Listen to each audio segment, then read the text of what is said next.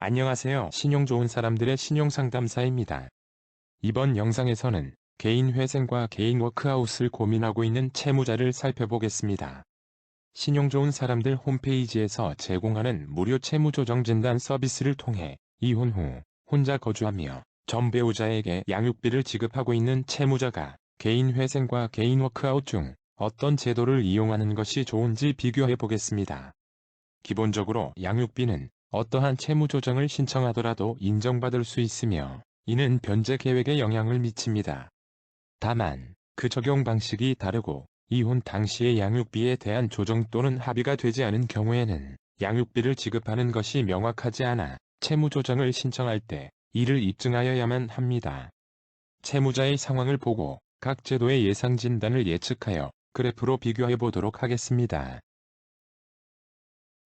우선 채무자의 상황을 간략히 알아보겠습니다. 채무자는 대략 2개월 정도 연체 중이며 원금은 7천만 원이며 이자는 300만 원으로 총 채무는 7,300만 원입니다. 재산은 임차보증금 3천만 원이 있습니다. 채무자 가족관계는 본인만 있는 1인 가구이나 이혼을 하였고 전 배우자가 미성년 자녀 둘을 양육하고 있어 양육비 150만 원을 지급하고 있습니다. 채무자의 소득은 월 350만 원이고 김포에 거주하고 있습니다. 이 정보를 바탕으로 채무조정 진단을 해보겠습니다. 개인회생 예상 진단을 살펴보겠습니다. 간략하게 개인회생의 채무조정 내용을 살펴보면 변제 기간은 기본적으로 36개월입니다. 단, 채무자의 재산과 채무 원인에 따라 최대 60개월까지 연장될 수 있습니다. 채무 감면은 신청 당시에 채무자의 원리금 총액에서 개인회생 총변제액을 차감하고 남은 채무 잔액을 탕감을 해줍니다. 개인회생 총변제액은 채무자의 소득에서 부양가족에 따른 생계비를 차감한 월 변제액을 산정된 변제기간 동안 변제한 금액을 말합니다. 개인회생에서는 양육비를 채권으로 판단하여 우선 변제를 하는 방식으로 변제 계획이 수립될 가능성이 높습니다. 다만 이때 협의한 양육비 지급액 150만 원이 전액 인정되지는 않을 것입니다. 자녀의 나이, 부모의 소득에 따라 법적으로 정해진 양육비 산정 기준이 있습니다. 이번 채무자는 양육비를 이 기준에 따라 130만 원을 인정받았습니다. 채무자는 1인 가구이고 인정받은 양육비 130만 원이 우선 변제액으로 산정되었습니다. 따라서 총월 변제액은 소득 350만 원에서 1인 생계비 약 134만 원을 차감한 216만 원이고 이 중 130만 원은 양육비로 전 배우자에게 지급되고 나머지 86만 원이 나머지 채권사에 분배됩니다. 개인회생은 무담보 채무액이 재산의 청산 가치보다 많아야 개인회생을 진행하실 수 있습니다. 이번 채무자의 청산 가치를 알아보겠습니다. 임차보증금 3천만 원이 청산 가치가 될 것으로 생각하시겠지만 개인회생에서는 주택임차보증금에 한하여 거주지역에 따라 면제재산을 책정한 후 그 금액을 차감하여 청산 가치를 계산합니다. 김포가 포함된 과밀억제권역의 면제재산은 4,800만 원으로 임차보증금에서 이를 차감하면 청산 가치가 0원이 됩니다. 월 변제액 86만 원을 36개월 변제 시 총변제액의 현재 가치는 약 2,917만 원입니다. 총변제액의 현재 가치가 청산 가치보다 많기에 개인회생을 진행할 수 있습니다. 양육비까지 포함한 총변제액은 36개월간 매월 264만 원을 변제하여 약 9,504만 원이고 이 중 약 3,107만 원이 채권사에 분배가 되며 채무 감면율은 57%입니다. 다음으로 개인 워크아웃 예상 진단을 살펴보겠습니다. 변제 기간이 최장 8년까지 연장될 수 있습니다. 이자 감면의 경우 이자 및 연체이자 모두 전액 감면이 됩니다. 원금 감면을 보면 미상각 채무는 0에서 30%까지 감면이 가능하고 상각 채무에 대해서는 20에서 70%까지 감면이 가능합니다. 채무 상각을 간략히 설명드리면 채권사가 부실 채권을 회계적으로 손실로 처리하는 것을 의미합니다.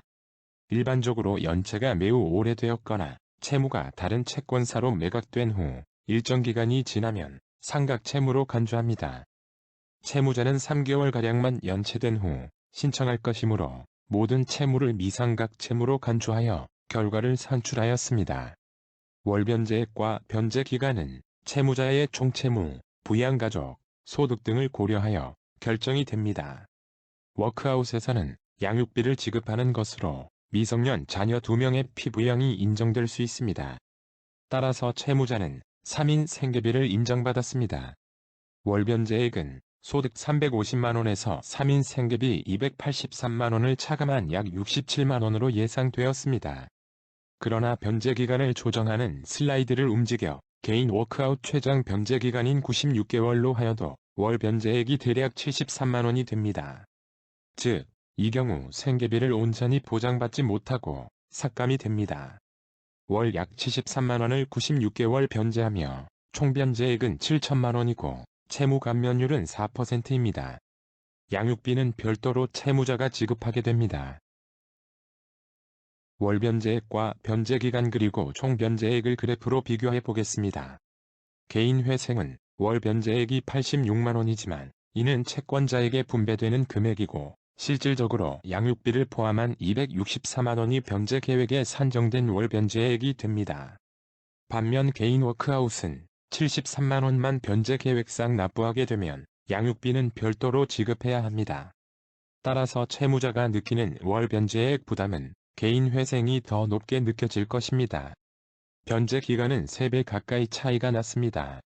그만큼 채무 감면 측면에서 차이가 났다는 뜻으로 총 변제액을 보면 개인 회생이 개인 워크아웃보다 채무 감면이 더 많이 된다는 일반적인 인식에 부합하게 4천만원 정도 개인 회생이 감면이 더 예상되었습니다. 이혼 후 전 배우자에게 양육비를 지급하고 있는 채무자가 개인 회생과 개인 워크아웃 중 어느 제도를 이용하는 것이 유리한지 살펴보았습니다. 채무 조정 결과를 보았을 때는 금융사 채무에 대해 많이 감면이 되는 개인 회생을 선택하는 것이 옳다고 판단됩니다. 다만 개인 회생에서 양육비 인정액은 자녀들의 연령과 부부의 소득에 따라 변동성이 많고 이를 정확히 예측하기 어렵습니다. 영상의 결과와 다르게 양육비 인정액이 줄어든다면 개인 회생에서의 채무 감면은 그만큼 낮아질 것입니다. 그리고 채무자 입장에서 양육비를 채권액 형태로 개인 회생을 통해 변제하면 부담감이 높아질 수 있습니다. 반면 전 배우자 입장에서는 양육비 지급이 강제되기 때문에 안정적으로 양육비를 받을 수 있다는 장점이 있습니다. 무료 채무조정진단은 신용 좋은 사람들 홈페이지에서 회원가입 없이 무료로 이용하실 수 있으니 많은 이용 바랍니다. 홈페이지는 영상 및 정보란에서 확인하실 수 있습니다. 감사합니다.